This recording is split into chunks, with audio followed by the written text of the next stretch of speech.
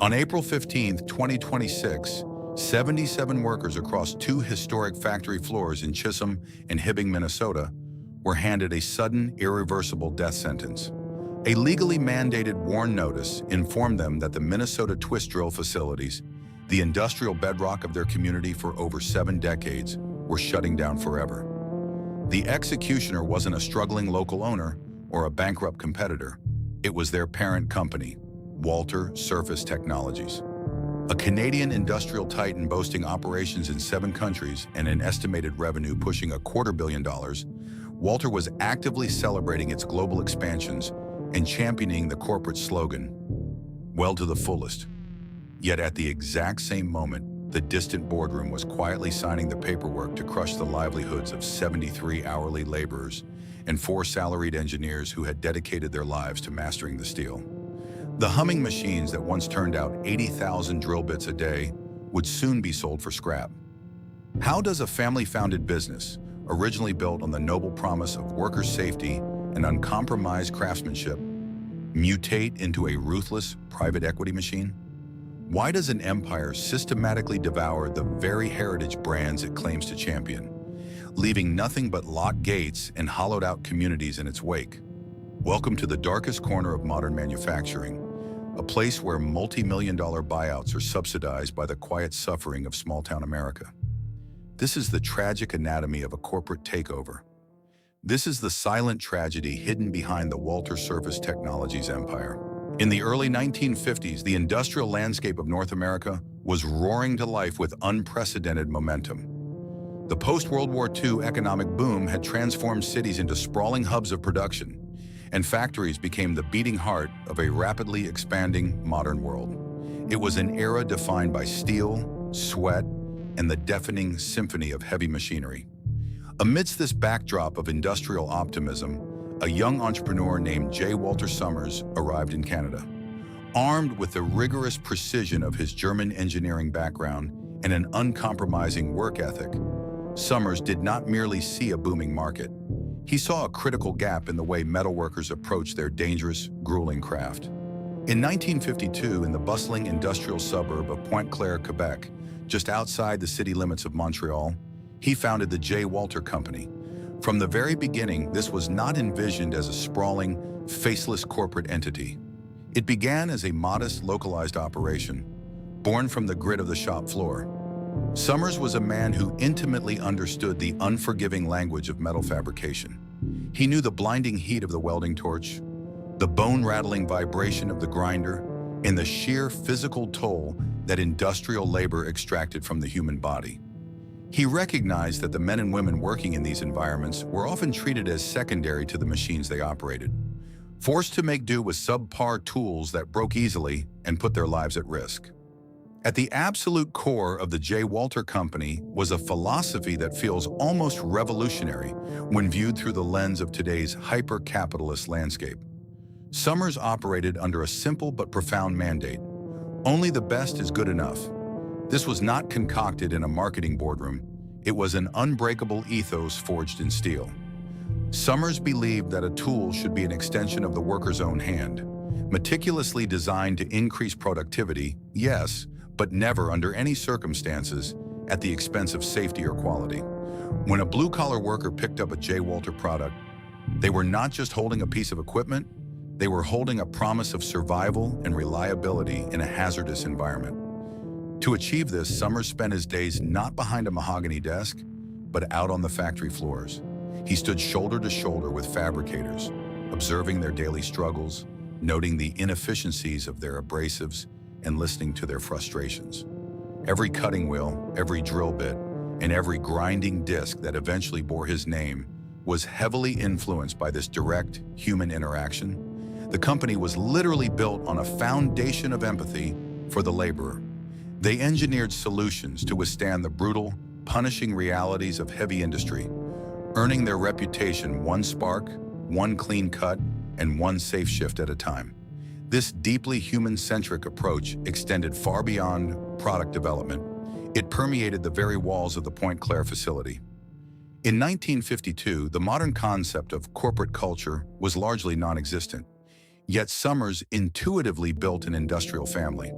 The machinists, the warehouse workers, and the administrative staff were not viewed as expendable labor overhead or numbers on a balance sheet. They were craftsmen, respected partners in a shared, noble mission.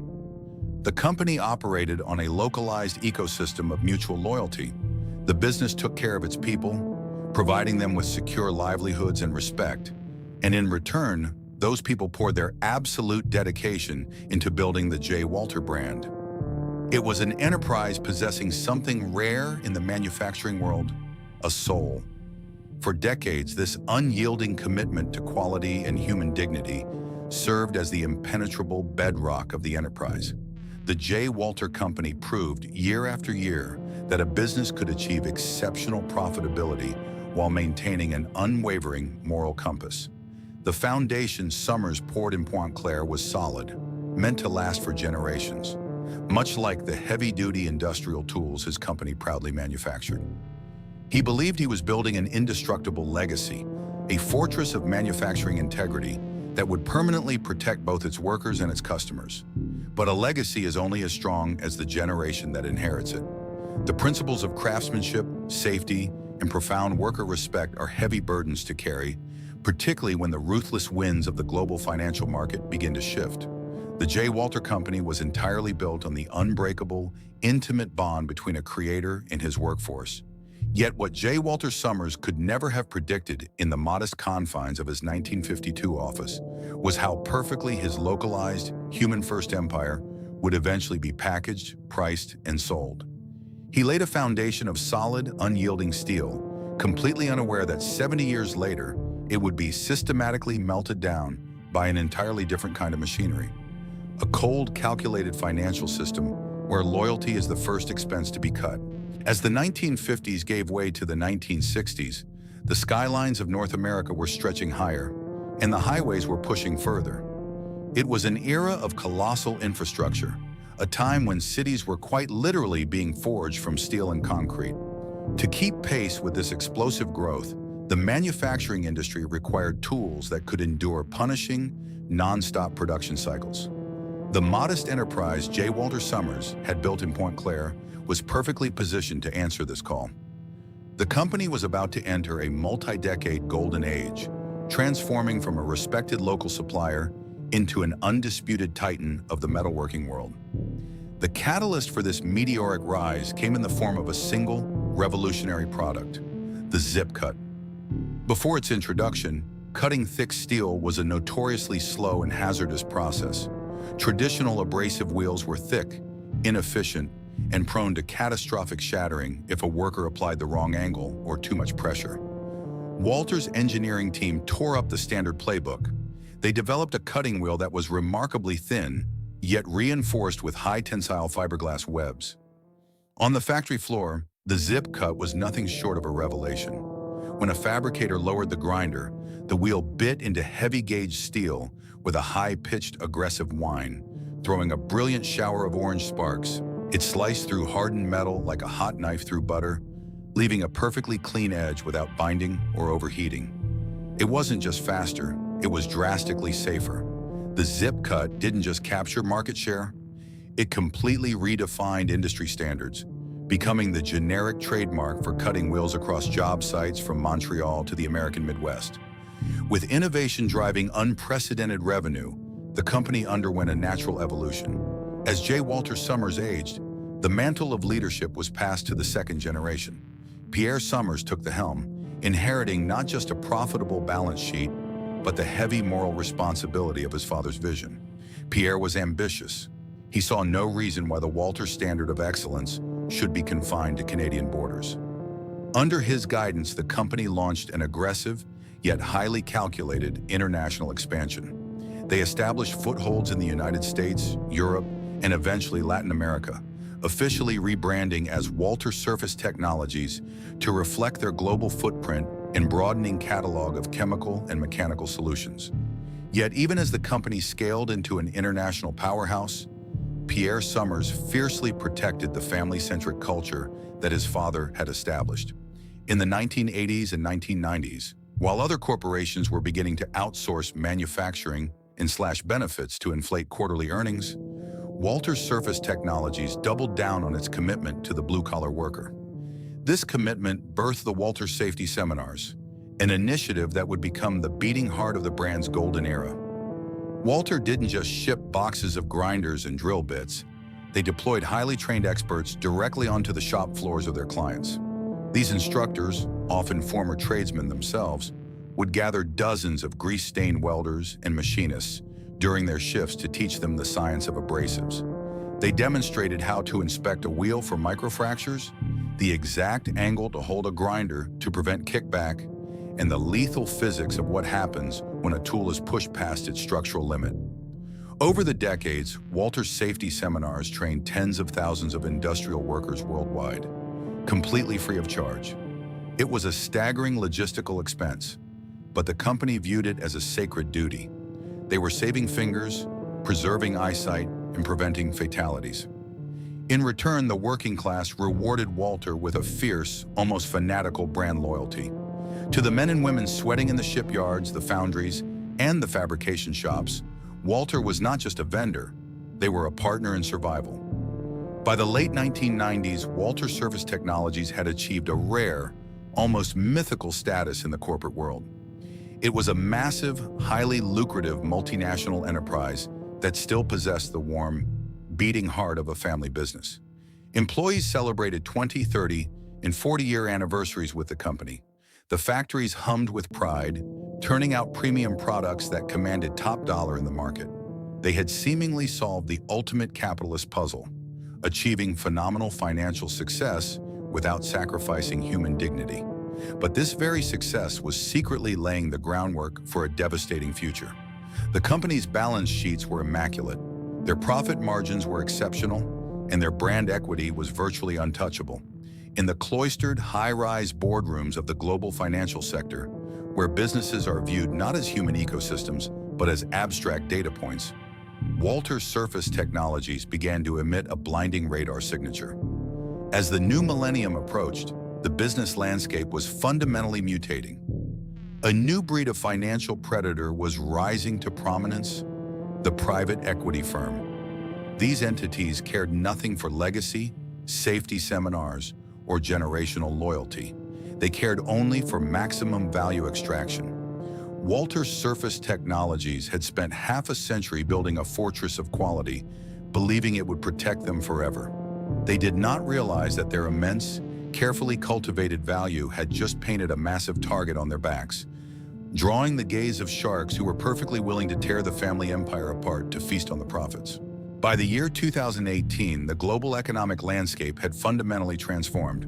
The post-war industrial boom that had birthed the J. Walter Company was a distant memory, replaced by the hyper-financialized reality of the 21st century. In this new era, companies were rarely valued solely on the tangible quality of their products or the welfare of their workforce. Instead, they were evaluated through the cold, uncompromising lens of potential return on investment. A business was no longer a living ecosystem, it was a financial instrument. And in the eyes of Bay Street and Wall Street, Walter Surface Technologies was a severely under-optimized asset just waiting to be harvested. For decades, the company's massive profitability had been achieved organically, driven by relentless innovation and deep-rooted customer loyalty. But organic growth is slow, and slow growth is the mortal enemy of modern private equity. Behind closed doors, the pressures of succession, global competition, and the sheer overwhelming scale of the enterprise began to fracture the foundation of the family-owned empire. In September 2018, the seismic shift occurred. The announcement rippled through the manufacturing sector. OnCap, the mid-market private equity platform of the massive Onyx Corporation, had acquired a majority stake in Walter Surface Technologies. In the highly polished press releases distributed to Business Wire services, the language was carefully sanitized. The transaction was framed not as a takeover, but as a strategic partnership. Executives spoke breathlessly of unlocking value, leveraging synergies, and accelerating global expansion. Pierre Summers retained a minority stake and the title of chairman, providing a comforting, familiar face to the market. To the untrained eye, it looked like the logical next step for a growing multinational. But in the ruthless, unsentimental calculus of high finance, a majority stake means absolute dictatorial control. The moment the ink dried on the acquisition documents, the fundamental DNA of Walter Surface Technologies was irrevocably rewritten. Private equity firms do not buy manufacturing companies to preserve their heritage. They operate on a strict, predictable life cycle. Acquire a healthy target, aggressively restructure its operations to maximize short-term cash flow, inflate its valuation through rapid acquisitions, and then sell it off or take it public within a 5 to 7 year window for a massive profit. The private equity model is fundamentally incompatible with the generational patience that built the Walter brand. For the veteran employees at the Pointe Claire headquarters, the change was not an overnight massacre, but a creeping, insidious fog. The old guard who had spent decades answering to engineers and tradesmen suddenly found themselves answering to a newly installed layer of financial analysts and portfolio managers. These were men and women in tailored suits who had never set foot on a noisy, spark-filled factory floor, yet they now held absolute authority over every operational decision. The family business was dead. It had been swallowed whole by an abstract financial machine. The cultural erosion began quietly, masked behind the sterile vocabulary of corporate efficiency. When a private equity firm takes the reins, the paramount metric of success shifts instantly from product excellence to EBITDA, earnings before interest, taxes, depreciation, and amortization. Every single facet of the company was placed under a financial microscope to see where margins could be squeezed. The mandate set by J. Walter Summers, "Only the best is good enough," was subtly but firmly replaced by a new unspoken directive: good enough to sell at the highest possible margin. The human-centric philosophy that had defined the golden age became an immediate liability in the eyes of the new board. Why spend heavily on premium raw materials when a cheaper imported substitute could perform adequately enough to pass inspection? Why maintain a surplus of seasoned, highly paid technicians when their roles could be consolidated or outsourced? The famed Walter Safety Seminars, once considered a sacred duty to the working class, were suddenly scrutinized by accountants who viewed them solely as non-revenue generating expenditures. The localized, familial loyalty that had kept turnover at record lows was systematically dismantled. Longtime managers who possessed decades of irreplaceable institutional knowledge about abrasives and metallurgy were increasingly pressured to meet impossible new key performance indicators, KPIs. Those who pushed back, citing a decline in quality or worker morale, were quickly categorized as resistant to change and quietly phased out, replaced by compliant executives who excelled at creating immaculate PowerPoint presentations. The atmosphere within the company's offices grew heavy with paranoia and exhaustion. The focus was no longer on serving the fabricator. It was entirely consumed by serving the shareholder. The deep emotional connection between the creator and the workforce was severed, leaving behind a hollow, metric-obsessed bureaucracy. Yet simply cutting costs was not enough to satisfy the aggressive growth targets demanded by OnCap's investors. To achieve the massive valuation spikes required for a future sale, organic growth had to be abandoned in favor of something much faster and far more dangerous. The private equity playbook dictated that Walter Surface Technologies had to mutate from a manufacturer into an apex predator. Armed with OnCap's massive war chest, the newly restructured board of directors looked out across the North American industrial landscape. They were no longer interested in just selling the best cutting wheels or drill bits. They were preparing to buy the very companies that made them. The era of craftsmanship had officially ended. The era of corporate cannibalism was about to begin. The stage was set for a multi-year shopping spree that would artificially inflate the empire while secretly hollowing out its core. In the high-stakes arena of private equity, there is a fundamental, unspoken axiom: if you are not growing aggressively, you are dying. For Walter Surface Technologies, organic growth, the slow, meticulous process of engineering new tools and winning over individual fabricators, was no longer sufficient to satisfy the towering return expectations of OnCap. Between 2020 and 2024, the company was fundamentally weaponized. Armed with a massive influx of institutional capital, Walter transformed from a proud heritage manufacturer into an insatiable corporate accumulator. This was the era of the acquisition illusion. The strategy was executed with ruthless military precision. Instead of fighting competitors for market share on the factory floor, Walter simply bought them out from the boardroom. In 2020, they acquired Drillco, a major player in industrial cutting tools. The following year, they absorbed Allegro Industries, rapidly expanding their footprint into the lucrative safety equipment sector. By 2023, they had swallowed PushCorp, bringing robotic and automated finishing solutions under their ever-expanding umbrella. On paper, and in the glowing press releases distributed to the financial media, this looked like the glorious evolution of a modern industrial titan. The corporate narrative was flawless, speaking endlessly of synergies, comprehensive solutions, and building an unparalleled global ecosystem for metalworkers. Walter painted a picture of a benevolent giant, bringing independent brands together to create a stronger, unified future. But the most fateful of these acquisitions, and the one that would ultimately expose the cold, mechanical nature of this new empire, occurred in December of 2021. Deep in the Iron Range of Minnesota, spread across the frigid, hard-working towns of Chisholm and Hibbing, lay Minnesota Twist Drill, MTD. Much like the original J. Walter Company, MTD was a sacred legacy institution.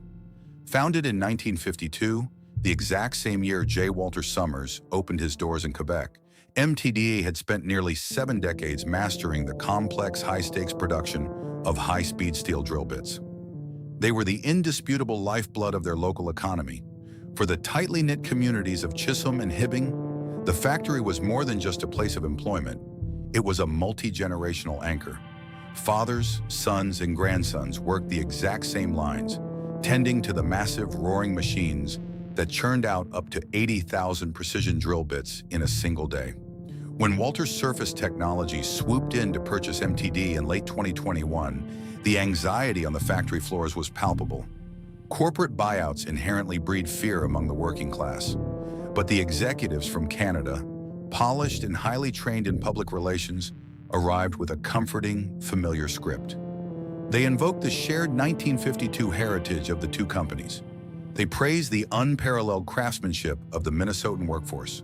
The official rhetoric promised that MTD would continue to operate as usual, serving proudly as the primary North American manufacturing hub for Walter's newly expanded cutting tools division. To the machinists and engineers in Chisholm and Hibbing, it felt as though they had been granted a rare reprieve in a brutal industry. They breathed a collective sigh of relief. They were told they were now part of the global Walter family. It was a masterful, heartbreaking illusion. What the workers in Minnesota and across the other newly acquired subsidiaries did not yet understand was the hidden calculus of a private equity roll-up. When a financial entity buys a legacy brand, they are rarely buying the physical factory, the aging machinery, or the people who operate it. They are buying the company's customer list, its established distribution channels, its patents, and its hard-earned market share. Behind the scenes, the integration process was entirely devoid of any familial sentiment. The moment the acquisitions were finalized, Walter's corporate headquarters began the methodical process of extracting value. The acquired brand's distribution networks were seamlessly integrated into Walter's global supply chain.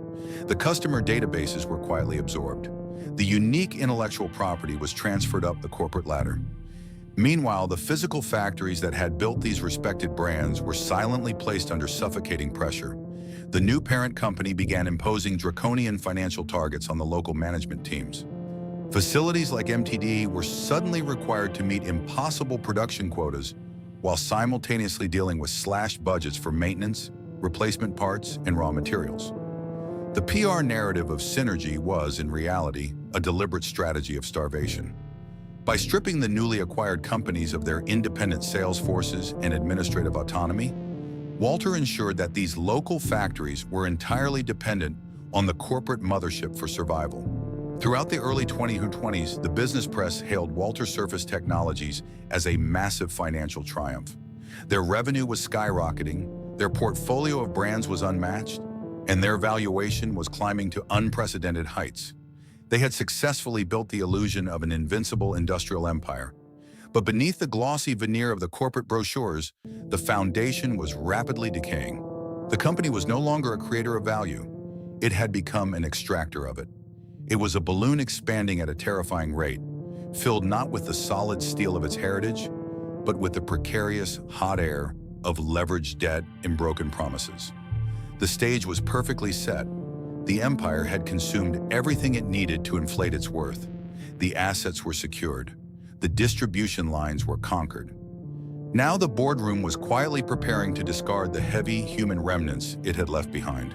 By 2024, the glittering facade of the newly expanded Walter Surface Technologies was beginning to crack under the immense, crushing weight of private equity expectations. The multi-million-dollar acquisitions had successfully inflated the company's valuation, creating a spectacular illusion of growth for the financial press. However, behind the closed doors of the factories and regional offices, a profound and devastating transformation was taking place. The business had not just changed its operational strategy, it had fundamentally altered its soul. The geographic and psychological disconnect between the corporate headquarters and the factory floors grew into an unbridgeable chasm. In the sleek, climate-controlled boardrooms of Montreal, the newly installed executive team, heavily influenced by ONCAP's financial architects, spoke a language entirely foreign to the manufacturing world. They communicated in the sterile dialect of synergy realization, margin optimization, and lean resource allocation. They were men and managers who had spent their entire careers analyzing spreadsheets, yet they now held absolute dictatorial power over the production of high-speed steel and industrial abrasives. To the men and women actually working the lines in places like Chisholm and Hibbing, this disconnect was not just frustrating, it was visceral. The workers who had spent decades mastering the dangerous, precise art of metalworking suddenly found themselves answering to middle managers who had never touched a grinder, never smelled burning steel, and never felt the bone-deep exhaustion of a 12-hour shift. The generational wisdom of the machinists was no longer respected as an asset. It was viewed as an obstacle to automated efficiency. Internal communications and employee testimonies from this period paint a grim picture of a culture in freefall. Workers began describing the once beloved company as a cold, soulless machine. The familial warmth that J. Walter Summers had so carefully cultivated was systematically eradicated, replaced by an atmosphere of surveillance and paranoia. The unwritten social contract of manufacturing, loyalty in exchange for security and respect, was torn to shreds. The most immediate and painful manifestation of this culture clash was the aggressive slashing of employee compensation and benefits. The annual performance bonuses, which for decades had been a reliable staple of the working-class families dependent on the factories, were abruptly restructured. They were now tied to a labyrinth of impossible, globally averaged metrics designed specifically so they could never be achieved. The small, localized gestures of appreciation, the holiday gatherings, the milestone anniversary recognitions, the discretionary funds for shop floor improvements, were all redlined by corporate accountants as unnecessary overhead. The workers were explicitly told that these austerity measures were necessary to ensure the company's competitive edge in a challenging global market. Yet on the very same day a foreman might be denied a minimal budget increase to fix a failing ventilation system, Walter Surface Technologies' marketing department would launch yet another lavish, high-budget digital campaign promoting their weld-to-the-fullest lifestyle brand. The dissonance between the public relations narrative and the grim, suffocating reality of the shop floor was deafening. The workers realized they were no longer partners in a shared industrial mission. They had been downgraded to disposable liabilities on a balance sheet. As 2024 bled into 2025, the cultural rot evolved into an operational crisis. The mandate from the private equity board was relentless: increase output, maximize cash flow, and minimize all capital expenditures. This impossible triangulation created a brutal pressure cooker inside the legacy facilities that Walter had acquired. At the Minnesota Twist drill plants, the tension was unbearable. The factory was required to meet staggering production quotas to feed Walter's massive new global distribution network. Yet the resources required to meet those quotas were systematically starved. Aging machinery, some of which had been faithfully churning out drill bits, since the late 20th century, was pushed far beyond its safe operational limits. When a critical component broke down, local management could no longer simply authorize a repair. Instead, they were forced into a humiliating, weeks-long bureaucratic maze, submitting requisition forms to financial officers thousands of miles away who would routinely reject or delay the purchase to protect quarterly margins. The burden of this manufactured dysfunction fell entirely on the shoulders of the blue-collar workforce. Machinists were forced to cannibalize parts from older machines just to keep the primary lines running.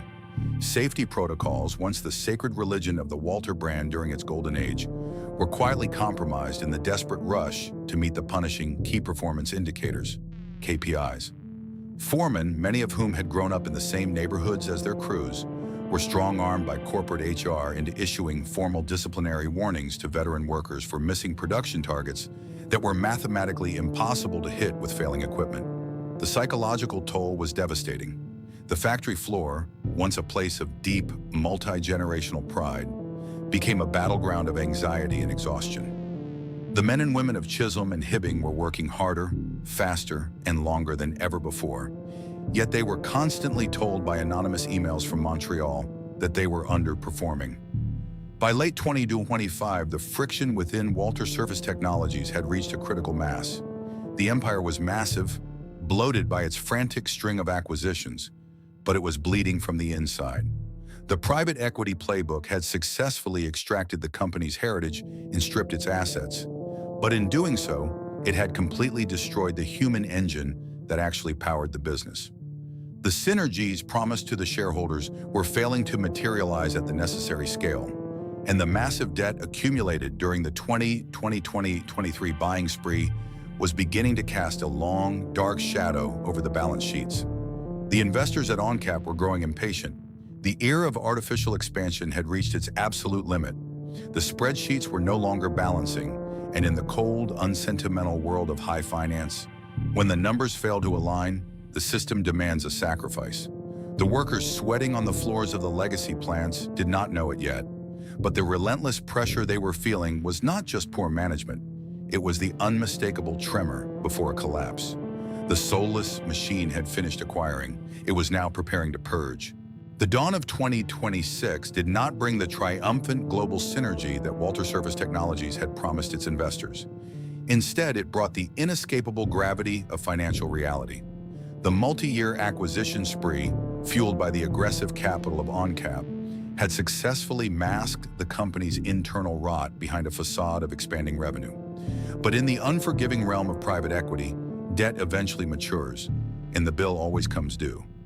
The sprawling, Frankenstein-like empire that Walter had stitched together was buckling under its own administrative weight and the staggering interest payments of its leveraged buyouts. In the high-rise boardrooms of Montreal and Toronto, the patience of the portfolio managers had officially evaporated. The projected profit margins were missing their targets, and the organic growth of the core business had stagnated, choked by years of underinvestment and the systematic destruction of the company's foundational culture. The financial algorithms that now governed Walter Surface Technologies calculated a chilling conclusion. If revenue could no longer be artificially inflated through acquisitions, then profitability had to be manufactured through violent, widespread amputations. The era of corporate expansion was abruptly terminated.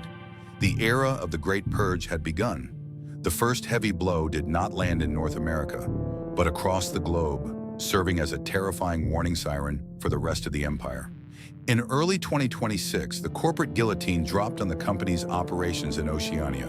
With bloodless efficiency, Walter suddenly announced the closure of its long-standing regional offices and distribution hubs in Australia and New Zealand. Entire teams, sales representatives, logistics coordinators, and administrative staff who had spent years building the brand's presence in the Pacific were unceremoniously terminated. The rationale provided in the internal corporate memos was as sterile as it was predictable. Strategic realignment, consolidation of global assets, and optimizing the supply chain footprint. But to the remaining employees worldwide, the translation was crystal clear.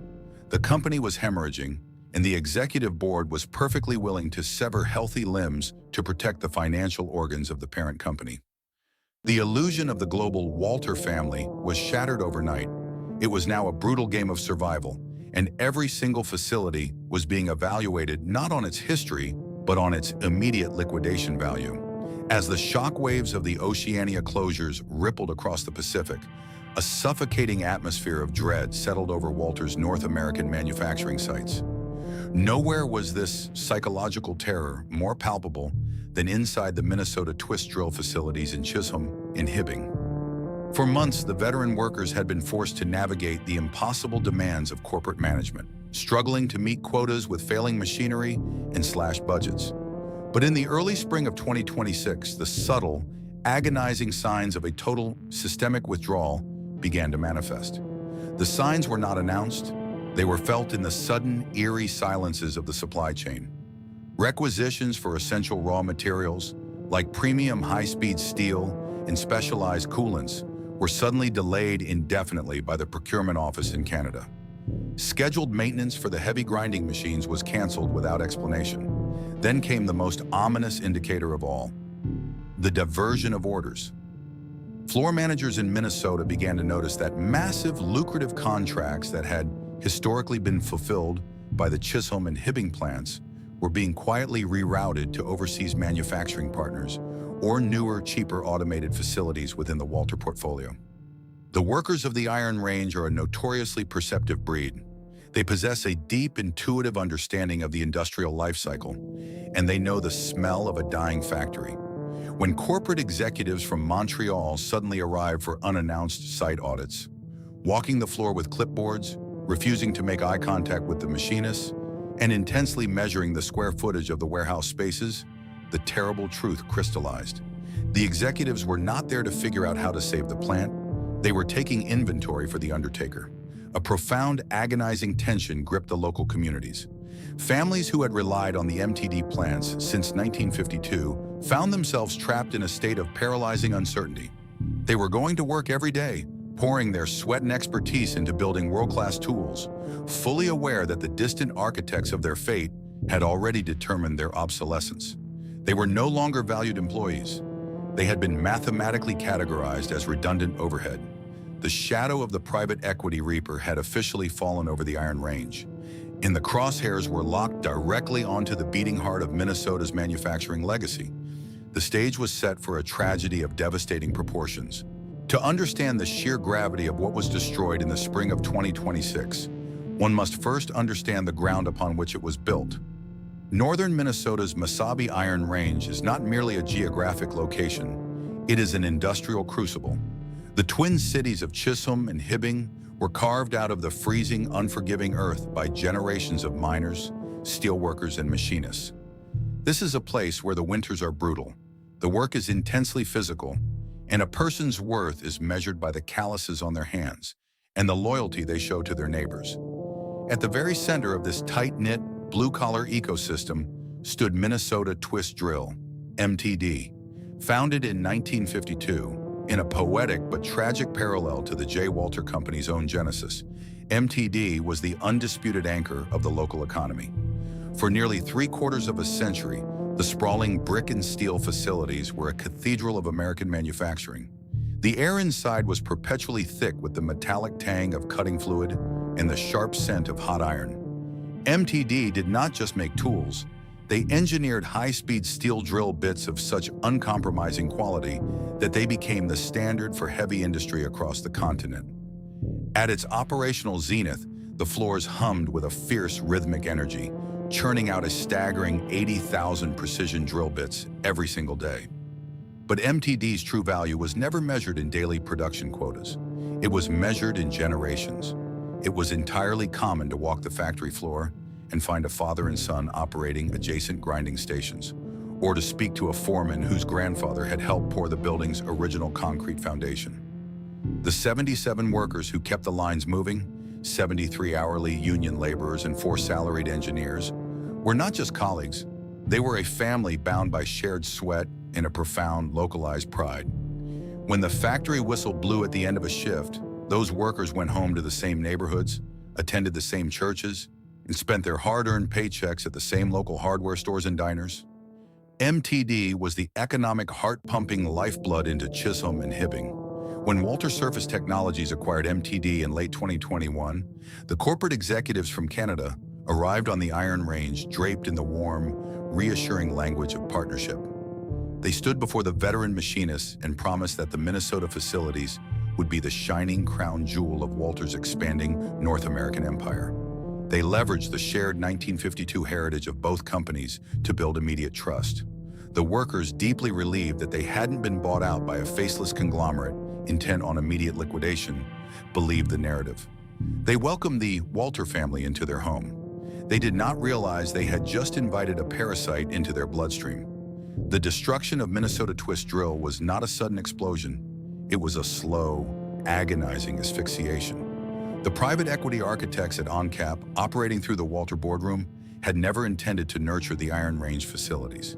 They had purchased MTD strictly to acquire its prestigious customer base, its established market share, and its distribution channels. Once those vital assets were seamlessly integrated into the parent company's global network, the physical factories in Minnesota were quietly transitioned from strategic assets to expendable liabilities. Throughout 2024 and 2025, the 77 workers in Chisholm and Hibbing were subjected to a masterclass in corporate starvation. The parent company imposed draconian production targets, demanding that the Minnesota plants supply a massive, newly expanded global market. Yet simultaneously, Walter's financial officers slashed the local operating budgets to the bone. The veteran machinists were forced to perform miracles daily, nursing aging, heavy-duty equipment past the point of mechanical failure because requests for replacement parts were routinely denied or infinitely delayed by accountants in Montreal. The psychological torment of this period was profound. The workers knew exactly how to make the best drill bits in the world, but they were being systematically handcuffed by a management structure that cared only about squeezing the last possible drop of EBITDA from the aging machinery. Morale plummeted as the once proud factory floor deteriorated into a stressful, hazardous environment. The local foreman pleaded with corporate headquarters, sending desperate reports detailing the failing equipment and the unsustainable pressure on the workforce. Their warnings were met with deafening silence. The algorithms governing Walter Surface Technologies had already categorized the Minnesota plants as mathematically obsolete. By early 2026, the Walter empire was choking on its own debt, and the mandate for a global purge had been issued. The final decision to execute Minnesota Twist Drill was made in a climate-controlled boardroom thousands of miles away, entirely devoid of human context. There were no machinists in that room. There were no representatives from Chisholm or Hibbing. There was only a glowing spreadsheet and a group of portfolio managers tasked with artificially inflating the company's bottom line. They looked at the numbers: 73 hourly workers, 4 salaried employees, 2 aging buildings, and a heavy operational overhead. By shutting down the Minnesota plants, shifting the remaining machinery to cheaper, non-unionized automated facilities, and relying entirely on imported inventory, they could instantly erase a massive line item of expense. The fact that they were severing the economic jugular of 2 historic American towns and destroying 77 families' livelihoods did not factor into the financial modeling. It was a cold, perfectly sterile calculation. With the casual stroke of a pen, the executives in Canada signed the death warrant for a 74-year-old American institution. The tragedy of the Iron Range was sealed, setting the stage for a devastating spring morning that the workers of Chisholm and Hibbing would never forget. The morning of Wednesday, April 15, 2026, broke over the Minnesota Iron Range just as it had for thousands of mornings before. The spring air was still sharp with the lingering chill of a brutal Midwestern winter. In Chisholm and Hibbing, the early shift workers arrived before the sun fully cleared the horizon, clutching thermoses of dark coffee, their heavy boots crunching against the gravel of the parking lots. Inside the Minnesota Twist Drill facilities, the massive overhead lights flickered to life, and the familiar, deafening roar of heavy machinery began its daily crescendo. For the first few hours, it was just another Wednesday. Sparks flew from the grinding stations, cutting fluid washed over hot steel, and the metallic scent of industrial production filled the air. Then the rhythm was abruptly broken. Midway through the morning, the heavy machines were ordered to spin down. Supervisors, their faces pale and drawn, walked through the aisles signaling for the operators to kill the power. The sudden absence of noise was unnatural, a heavy, suffocating silence that immediately triggered a primal anxiety among the workforce. The entire staff, every machinist, every warehouse loader, every engineer, was instructed to gather on the main concrete floor. Waiting for them was a small contingent of corporate human resources representatives, flanked by local managers who looked as though they had not slept in days. In their hands were stacks of crisp, white paper.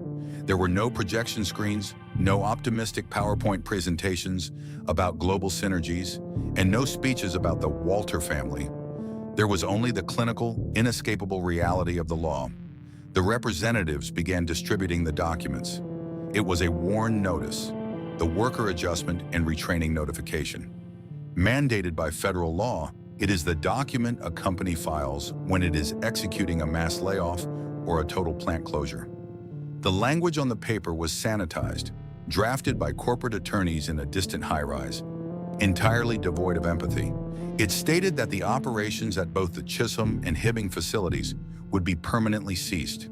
In an instant, the livelihoods of 77 people were erased. 73 hourly union laborers, the men and women whose physical toll had literally shaped the company's product, and 4 salaried engineers were handed a death sentence for their careers. There was no negotiation. There was no buyout offer for the community to save the plant. The decision had been finalized mathematically, signed off by the Walter Surface Technologies Board of Directors weeks prior, and kept in absolute secrecy until this exact moment. The psychological whiplash on the factory floor was violent.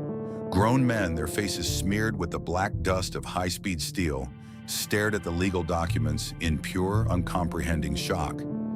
Decades of flawless attendance, injured knuckles, and profound loyalty had been reduced to a generic paragraph terminating their employment. Yet the true cruelty of April 15, 2026, lay in the grotesque digital contrast occurring at that exact same hour. While 77 workers in Minnesota were quietly weeping or staring blankly into the void of unemployment, the marketing department at Walter Surface Technologies headquarters was fully operational. Across corporate LinkedIn accounts and industry social media pages, flawlessly edited videos were being published. They featured pristine, smiling models holding Walter abrasives, proudly trumpeting the brand's global expansion under the aggressive banner of "Weld to the fullest." The parent company was actively celebrating its market dominance, aggressively soliciting new investors, completely insulated from the human wreckage it had just authorized on the Iron Range. Once the WARN notices were distributed, the finality of the situation took physical form. Corporate protocol dictated that when a manufacturing facility is condemned, production does not simply wind down, it is abruptly severed. The workers were not asked to finish their shifts. They were instructed to gather their personal belongings and vacate the premises. The process of dismantling a 74-year-old industrial ecosystem is a profoundly physical and deeply emotional trauma. The workers returned to their stations not to operate them, but to pack them away. Heavy steel toolboxes, some of which had been passed down from fathers to sons and covered in decades of faded union stickers, were snapped shut. Lockers were emptied of winter coats, family photographs, and safety gear. The most agonizing moments occurred when the master breakers were thrown. One by one, the massive electrical panels that fed the production lines were killed.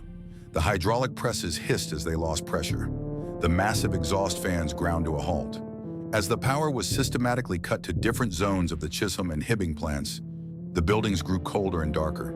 The humming, vibrating life force of the factories, a heartbeat that had pounded relentlessly since the Truman administration, was flatlining. For the veteran machinists, the silence was agonizing. A factory is not just a building. For those who spend their lives inside, it is a living entity. They knew every groan of the steel, every quirk of the conveyor belts, and every draft in the loading bays. Leaving the floor felt like abandoning a comrade on a battlefield. Several workers lingered near their idle machines, running their calloused hands over the cold steel casings one last time, an unspoken goodbye to the tools that had paid their mortgages and put their children through school. Slowly, the 77 employees filed out through the heavy steel exit doors, carrying their toolboxes into the harsh midday light of the Minnesota spring. They gathered in the gravel parking lots, lingering near their pickup trucks, unsure of what to do next. There was anger, yes, but mostly there was a profound, hollow grief. They hugged one another, trading quiet promises to keep in touch, though everyone knew the tight-knit fabric of their daily lives had been permanently torn apart. Behind them, local management and hired security began the grim task of locking down the facilities. The heavy rolling gates of the loading docks were chained. The perimeter fences were secured. In a matter of hours, Minnesota Twist Drill had been transformed from a cathedral of American manufacturing into a massive, silent tomb of industrial history. The parent company had successfully executed its private equity mandate. Walter Surface Technologies had eliminated its overhead, appeased the algorithms of its investors, and fortified its balance sheet.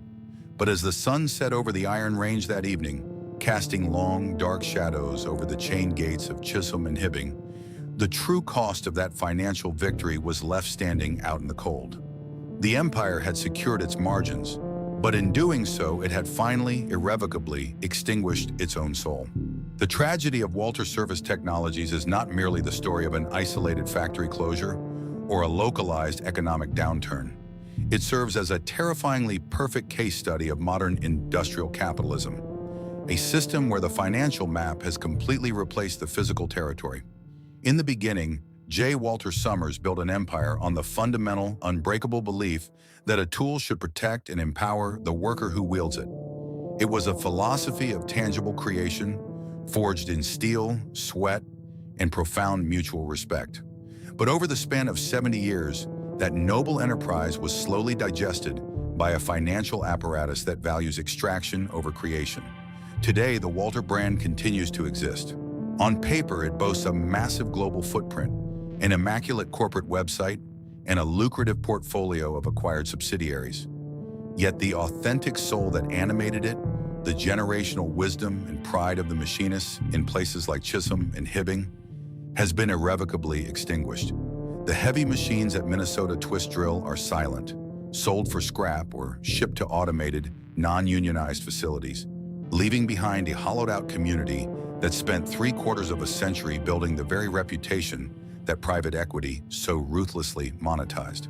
The ultimate lesson here is as cold as the high-speed steel these men and women once milled. In the era of leveraged buyouts and aggressive corporate roll-ups, survival is rarely determined by the quality of your craftsmanship. The modern financial system does not reward those who build the best products. It rewards those who are most efficient at moving the numbers on a spreadsheet, even if it means permanently severing the human heart of the enterprise. Thank you for joining us on this deep dive into the hidden human costs of corporate takeovers. If the story of the workers in Minnesota resonated with you, please consider subscribing to the channel and sharing your thoughts in the comments below. Have you witnessed this kind of industrial tragedy unfold in your own community? Let us know, and we will see you in the next documentary.